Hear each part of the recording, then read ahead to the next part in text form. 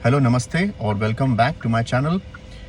आजकल के बच्चों को आगे बढ़ाने में, उनका डेवलपमेंट करने में माँ बाप का बहुत बड़ा साथ होता है, बहुत बड़ा हाथ होता है।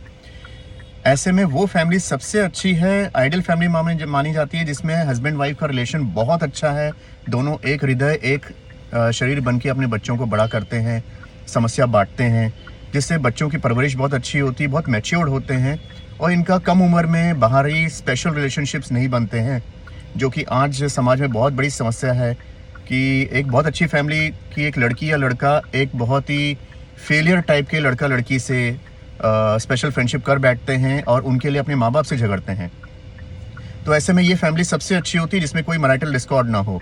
सेकंड, उनसे थोड़ी खराब, या मैं कहूँगा बहुत ही खराब कहूँगा मैं, वो फैमिलीज़ है जहाँ हस्बैंड वाइफ में कंटिन्यूस रोष चल रहा है, चिड़चिड़ गुस्सा चल रही है, लेकिन दोनों जन अपना अपना रोल अदा कर रहे हैं अपने बच्चे को बड़ा करने में।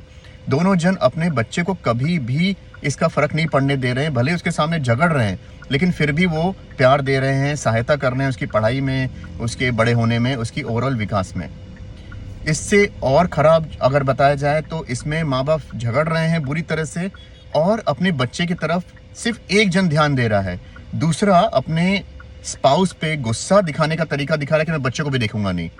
ऐसे में बच्चे का बहुत नुकसान होता है, वो तड़पता रहता है, अगर बेटी है बेटा है, कि पापा मेरे पे ध्यान नहीं दे रहे हैं। इनका झगड़ा चलता रहता है जिसकी वजह से पापा जानबूझ के घर के बाहर रहते हैं या मम्मा लैपटॉप पे लगी रहती है और मेरा ख्याल सिर्फ एक ही पेरेंट रख रहा है।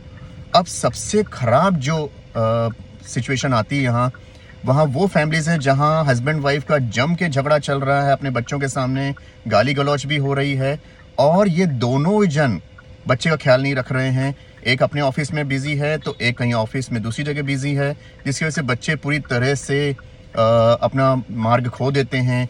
सिगरेट, बीड़ी, तंबाकू, नशा इनमें आ जाते हैं। यहाँ माँ बाप बस पैसे दे देते हैं, ट्यूशन फीस भर लेते हैं, कॉलेज की फ़ीस भर देते हैं और उसके बाद छोड़ देते हैं। तो ऐसे में वो लड़का या लड़की किन लोगों के हाथ में पड़ती है, ये बहुत बड़ा इम्पोर्टेंट पॉइंट हो जाता है। तो ओवरऑल मैं समराइज़ करना चाहता हूँ कि अगर आप माता पिता का बराबर नहीं चल रहा है, वो लोग एक दूसरे को छोड़ भी नहीं सकते हैं और निभा भी नहीं सकते हैं, तो प्लीज़ अपने बच्चों की तरफ ध्यान दीजिए, उनके ऊपर इसका असर नहीं होने दीजिए। ये बिल्कुल मत सोचिए तो उसकी रिस्पॉन्सिबिलिटी मैं क्यों करूं, वो बोलेगा इसकी रिस्पॉन्सिबिलिटी मैं क्यों करूं, इसको पैसा भरना चाहिए तो तुमको ट्यूशन का पैसा भरना चाहिए, तुमको इसका भरना चाहिए, और अल्टीमेटली ट्यूशन या कॉलेज की फ़ीस भरने में देरी हो जाती है, बच्चा अपमानित होता है। तो इस बातों को ध्यान रखना बहुत ज़रूरी, क्योंकि अब ये समय ही आने वाला है जहाँ इस तरह की तकलीफ़ें होने वाली हैं। तो आपको बहुत समझना होगा अपने बच्चे के लिए। पहली बात तो लड़िए नहीं, अगर लड़ना है तो उसके स्कूल जाने के बाद इश्यूज़ उठाएं।